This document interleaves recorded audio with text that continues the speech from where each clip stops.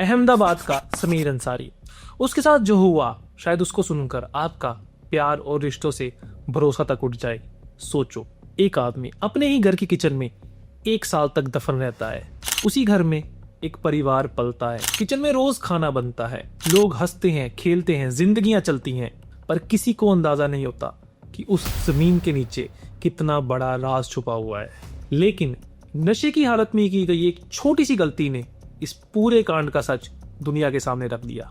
आज हम जिस केस की बात करने जा रहे हैं वो है अहमदाबाद का दृश्यम केस। कहानी की शुरुआत 2016 में होती है। समीर अंसारी पेशे से एक मजदूर जो अपनी बीवी रूबी के साथ 2016 में बिहार से अहमदाबाद शिफ्ट होता है। दोनों की उसी साल लव मैरिज हुई थी एंड ये एक ऐसी शादी थी जिसे दोनों के घर वालों ने कभी कबूल नहीं किया था। सालों तक दोनों ने मेहनत मजदूरी करके अपनी जिंदगी संभाली। धीरे धीरे समीर ने सकरेज के फटावादी कनाल एरिया में एक छोटा सा सीधा साधा घर ले लिया, हाउस नंबर A6। वक्त बीतता गया, परिवार बढ़ता गया। अब उनके 2 प्यारे प्यारे बच्चे भी थे। घर में दिन रात खुशियां थी, एक छोटा पर प्यार और खुशियों से भरा हुआ परिवार। लेकिन सिर्फ 2024 तक, क्योंकि इस साल इस घर में एक ऐसा इंसान कदम रखता है जिसने इस हंसते खेलते परिवार को अंदर तक तोड़ के रख दिया। एक ऐसा साया जिसने इस घर का सुकून हमेशा के लिए छीन लिया। समीर और रूबी को उस एरिया में रहते अब काफी साल हो चुके थे। आसपास के लोगों से भी उनकी अच्छी बातचीत थी। इसी बीच उनकी मुलाकात होती है एक पड़ोसी से, इमरान वघेला। धीरे धीरे समीर और इमरान की दोस्ती बढ़ने लगती है एंड इमरान का उनके घर आना जाना भी बिल्कुल आम बात बन चुका था। वो डेली बेसिस पे उनके घर नॉर्मली आया जाया करता था। लेकिन जैसे जैसे वक्त बीतता है उसके साथ एक अजीब सी बात सामने आने लगती है। इमरान की नजदीकियां सिर्फ दोस्ती तक ही लिमिट नहीं रही। वो समीर की वाइफ रूबी के साथ कुछ ज्यादा ही घुलने मिलने लगा था। समीर के काम पर जाने के बाद इमरान का बार बार घर के पास दिखना लोगों को धीरे धीरे नोटिस होने लगा था। आस पड़ोस में भी इन दोनों की बातें होने लगी थी। अब आखिरकार ये बात घूमते घूमते समीर तक भी पहुंच जाती है। एक दिन समीर सच जानने के लिए काम पर जाने का बहाना करता है। वो जानना चाहता था क्या जो लोग बातें करते हैं ये सही है कि सिर्फ अफवाहें हैं, और उसका शक बिल्कुल सही निकलता है। वो देखता है कि इमरान उसके जाने के बाद पीछे रूबी से मिलने आया करता था। समीर पहले तो रूबी को प्यार से समझाने की कोशिश करता है, हमारा एक परिवार है, 2 बच्चे हैं, ये सब गलत फहमियां, ये सब गलतियां मत करो, इन्हें खत्म कर दो। लेकिन रूबी ये बातें नहीं समझती। घर में तनाव बढ़ता है, रोज रोज बहस होने लगती है और शादी की शांत जिंदगी अब झगड़े, इल्जाम और बेचैनी से भरने लगती है और नौबत अब तक आ जाती है। और यहीं से उनकी जिंदगी एक अंधेरी मोड़ लेने लगती है। रोज रोज के झगड़ों से अब रूबी थक चुकी थी। उसे लगता था कि समीर के साथ अब रिश्ता संभाल पाना नामुमकिन है। सच सामने आ चुका था और अब हर दिन सिर्फ झगड़े ही होते थे। एक दिन रूबी अपनी परेशानी इमरान को बताती है और इमरान पूछता है अब क्या हो सकता है, क्या कोई रास्ता है। रूबी का एक ऐसा जवाब आता है जिसे सुनकर ये कहानी एक ऐसा मोड़ ले लेती है जो आगे चलकर किसी के लिए भी सही नहीं होने वाला था। अगर वो रास्ते से ही हट जाए तो हम आजाद हो जाएंगे। रूबी के हिसाब से उनके परिवार का कोई भी उस शहर में रहने वाला नहीं था। उन दोनों का अपनी फैमिली से भी रिश्ता टूट चुका था।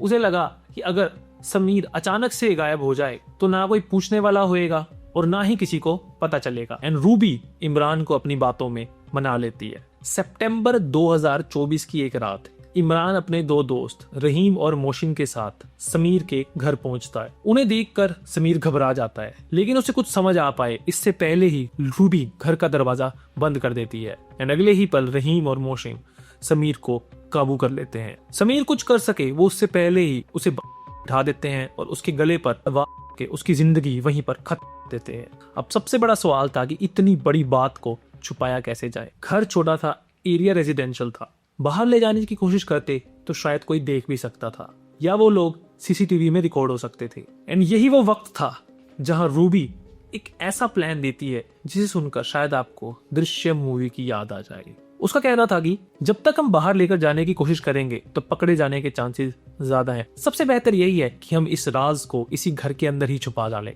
उस रात किचन में लगभग 4 से 5 फीट का एक गड्ढा तैयार किया जाता है एंड वहीं पर समीर को छुपा दिया जाता है। फिर अगले दिन उस जगह को सीमेंट से भरकर वहां टाइल्स लगा दी जाती है ताकि किसी को भी कोई भी शक ना हो।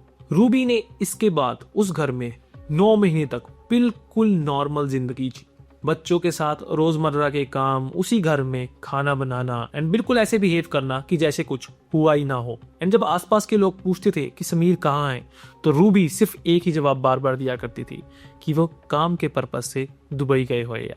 सोचिए, जिस घर में उसका पति छुपाया गया हो, रूबी उसी घर में अपने बच्चों के साथ इतने महीने कैसे रह सकती है। कुछ वक्त बाद रूबी उस घर को रेंट पर दे के अपने बच्चों के साथ किसी और जगह शिफ्ट हो जाती है। लेकिन जब नए लोग वहां रेंट पर रहने आए, उन्होंने कुछ ही दिनों में वहां पर एक अजीब सी सड़ने की स्मेल फील करनी स्टार्ट कर दी थी। एंड कुछ सोर्सेज का ये भी कहना था कि उन्हें वहां पर पैरानॉर्मल एक्टिविटीज भी फील हुई हैं। एंड डर के बाद वो लोग भी कुछ ही दिनों में वो घर छोड़कर निकल जाते हैं। इस घटना को लगभग 1 साल बीत चुका था। अगस्त 2025 पुलिस को एक अनोनिमस सी टिप मिलती है। जो आदमी इस घर में रहता था, समीर, उसका हो चुका है एंड उसका इसी घर में छुपाया गया है। आसपास की इन्वेस्टिगेशन करने के बाद इस टिप की पीछे की वजह भी धीरे धीरे सामने आने लगती है। कुछ लोकल सोर्सेज पुलिस को बताते हैं कि इमरान के 2 साथी रहीम और मोहसिन एक रात शराब नशे में किसी जगह बात कर रहे थे और उनमें से एक की जुबान फिसली और उसने कहा, समीर दुबई नहीं गया, उसको तो हमने ही खत्म किया और घर में छुपा दिया। इस टिप के मिलने के तुरंत बाद पुलिस इन्वेस्टिगेशन स्टार्ट करती है। पुलिस अपने रिकॉर्ड चेक करती है एंड उन्हें सबसे शॉकिंग बात ये पता चलती है कि समीर पिछले 1 साल से भी ज्यादा समय से मिसिंग है एंड उसके लिए कोई भी मिसिंग कंप्लेंट फाइल नहीं हुई। इवन उसकी वाइफ रूबी ने भी कभी रिपोर्ट नहीं करवाई। ये सब देखकर पुलिस को कंफर्म हो जाता है कि ये केस सिर्फ मिसिंग का नहीं है, यहाँ कुछ बहुत बड़ा छुपाया जा रहा है। और यहीं से पुलिस इस पुराने राज को खोलने के लिए केस को ऑफिशियली ओपन कर देती है। पुलिस सबसे पहले समीर का मोबाइल चेक करती है और इन्वेस्टिगेशन से यह पता चलता है कि उसका मोबाइल पिछले 1 साल से बिल्कुल स्विच्ड ऑफ था। ना कोई कॉल, मैसेज, लोकेशन अपडेट, कुछ भी नहीं। पुलिस ने उसके रिश्तेदारों से कांटेक्ट किया पर उन्हें भी समीर के बारे में कोई भी इंफॉर्मेशन मालूम नहीं थी। पुलिस का एक फाइनल स्टेप था रूबी को ढूंढना। वही एक इंसान थी जो बता सकती थी कि सच क्या है। लेकिन रूबी का भी कुछ पता नहीं चल रहा था, ना शहर में ना उसके रिलेटिव्स के पास। जैसे वो अचानक हवा में कहीं गायब हो गई हो। जब पुलिस आसपास के लोगों से बात करती है तो वहां उनको एक बड़ा शॉकिंग क्लू मिलता है।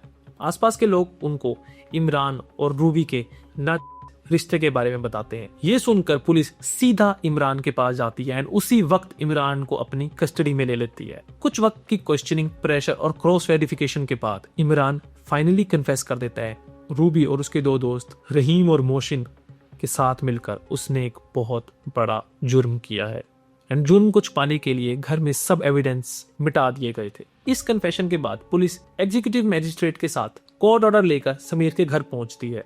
5 नवंबर 2025 हाउस नंबर A6 की किचन का एक हिस्सा रिमूव कर खुदाई स्टार्ट होती है।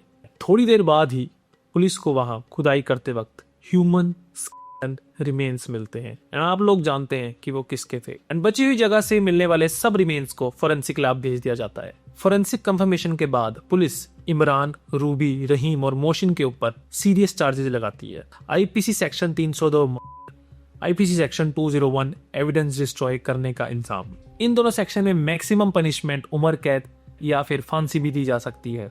आज की डेट की बात करें तो पुलिस ने सिर्फ अभी इमरान को गिरफ्तार किया है। रूबी और उसके दोनों साथी रहीम और मोहसिन अभी भी फरार हैं।